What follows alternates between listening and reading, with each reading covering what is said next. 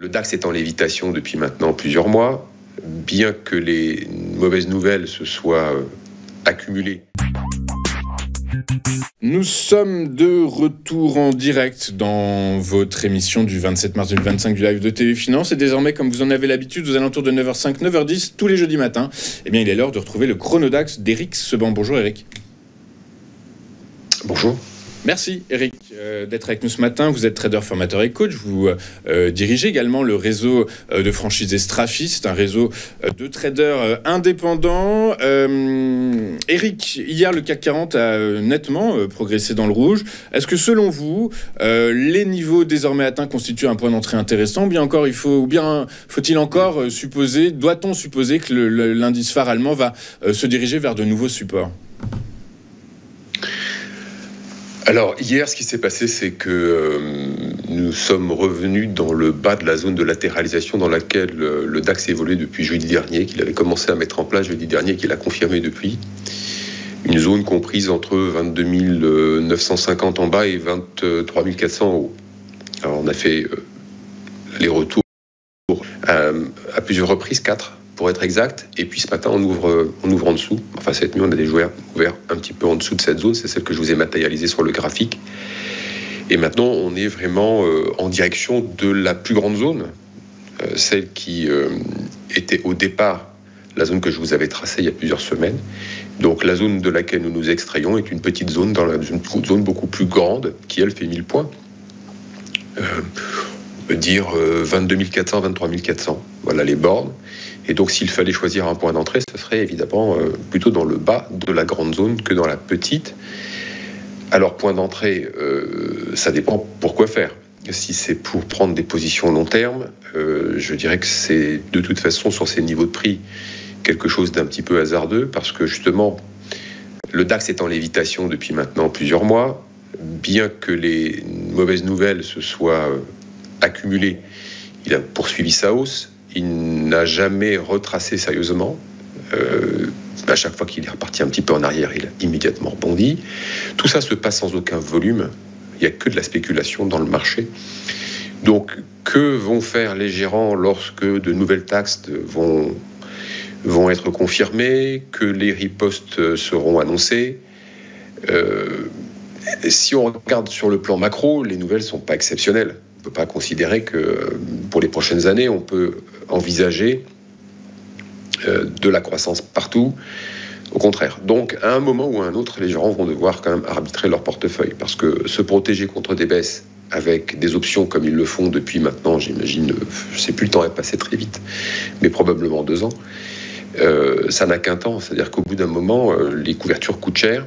Si l'indice ne progresse pas davantage, si les actions ne progressent pas davantage, ça détruit la performance. Donc, il va falloir faire quelque chose. Alors, pour l'instant, c'est toujours pareil. En définitive, le contexte par rapport à la semaine dernière, pour moi, il est 100% identique.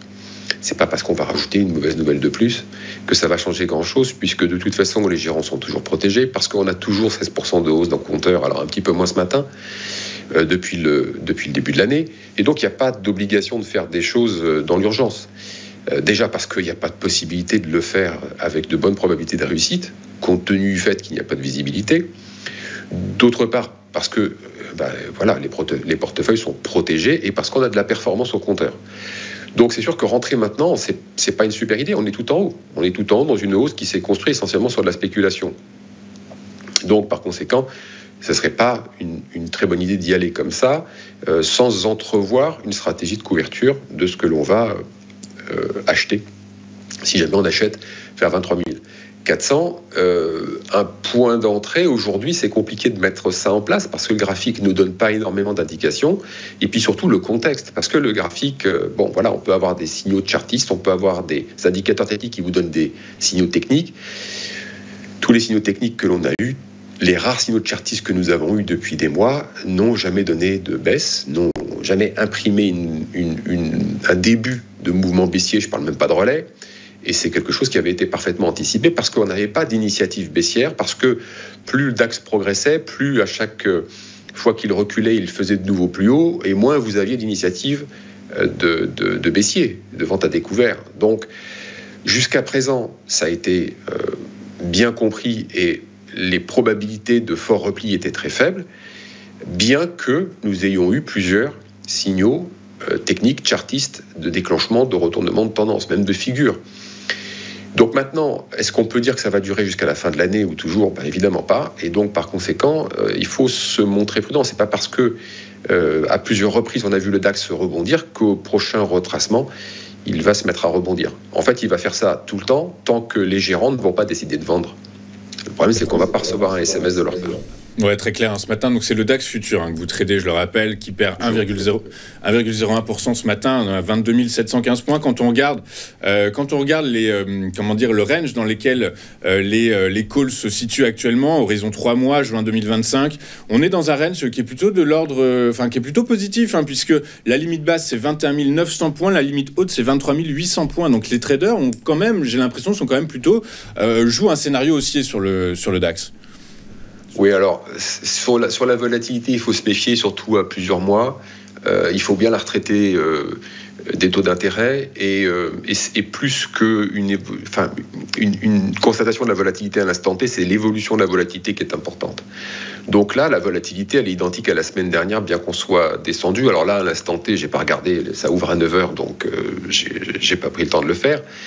Est-ce qu'elle est en train de s'affoler au niveau des puts ou pas? C'est ça le vrai curseur. Parce qu'en définitive, oui, il y a un écart important entre les calls et les puts, ne serait-ce que pour le mois prochain. Si on regarde par exemple les options du CAC, puisqu'on a une évolution qui est assez similaire à celle du DAX, c'est ce qu'on va constater, mais ça ne veut pas dire grand-chose. Ça, on le voit quasiment à la fin de au début de chaque échéance, ou vers la fin de chaque échéance, et ça se corrige. Donc, le vrai mouvement maintenant qu'il va falloir observer pour avoir déjà une première indication, c'est des volumes sur les actions. Des volumes de vente sur les actions, ce seront le premier indicateur. Eric, je vous coupe 2 secondes. Je l'ai sous les yeux, la volatilité implicite pour fin avril. On est à 16,8%. Oui, c'est pas énorme. On était hier vers 14,5, donc vous voyez, c'est pas quelque chose de très fort. C'est pas, par exemple, comme il y a 2 semaines, on était à 18. C'est l'évolution qu'il faut regarder. Okay, surtout l'évolution à mettre en correspondance avec le niveau du cours. Exactement. Et donc, a priori, si on se base sur cette évolution entre la semaine dernière et maintenant, a priori, c'est plutôt positif, je dirais, s'il y avait un biais à jouer. Oui, en tout cas, il n'y a pas d'affolement. Voilà. Il n'y a pas d'affolement, il n'y a pas de... La volatilité implicite, c'est une sorte d'indicateur de ce que price les investisseurs à un horizon donné. Donc, si la volatilité implicite part vers 20%, vous pouvez considérer qu'il y a un gros stress. Voilà. Alors, est-ce qu'il est ponctuel? Ça veut dire qu'il y a de la recherche pour les puts, des protections, ou alors est-ce qu'il dure dans le temps? Et là, c'est déjà beaucoup plus inquiétant. Qui est très clair. De toute façon, effectivement, on est très clairement au jour le jour depuis le 20 janvier 2025. Je vous rappelle qu'hier soir, Donald Trump a décidé d'imposer de nouvelles surtaxes sur les automobiles et les camions qui entreront sur le sol américain. Inévitablement, ce sont les constructeurs américains et les constructeurs européens, et notamment les constructeurs allemands qui sont dans le viseur de l'administration de Donald Trump. Du coup, par la force des choses, ce matin, le DAX, que ce soit le DAX futur ou le DAX, comment on pourrait le qualifier, cash, index, ouais, c'est ça, le DAX cash, sont en baisse à moins 1,05% pour le DAX futur à 22 708 points. Donc on attend la planète finance attend fébrilement les éventuels ripostes de Bruxelles et de Tokyo. Oui. Alors j'ajouterais quelque chose, c'est que c'est pas parce que ça baisse ce matin que ce sera pas en haut cet après-midi. Le marché se déplace dans le vide en définitive parce qu'il n'y a pas de volume, il n'y a pas de densité du tout. Donc les mouvements dans un sens et dans l'autre, c'est plusieurs fois par jour et c'est sans rencontrer de résistance. Donc par conséquent, ce qui se passe ce matin, dans 1 heure, on peut être 150 points plus haut sans aucun problème. Et la vérité du moment n'est pas celle de tout à l'heure. Merci beaucoup, Eric Sevran, merci d'avoir été avec nous ce matin. Comme tous les jeudis, vous êtes trader, formateur et coach. Vous dirigez le réseau de franchisés Strafi, qui est un réseau de traders indépendants. Et vous êtes avec nous tous les jeudis pour nous expliquer comment affûter nos stratégies sur l'indice phare allemand. Et en gros, globalement, vous ne nous dites pas d'affolement. On marque une courte page de publicité et nous on se retrouve juste après avec notre page éco, notre invité Charles Sana, avec lequel nous reviendrons sur 2 points cruciaux de l'actualité. Le premier, c'est la dette française qui a atteint un niveau record en 2024 selon des chiffres publiés par l'INSEE ce matin, 113% du PIB, c'est un record hors période de crise. Et nous reviendrons également sur le choix du gouvernement de financer son réarmement, de financer le réarmement français en allant ponctionner l'épargne des ménages français. On voit ça dans un instant sur TV Finance. À tout de suite.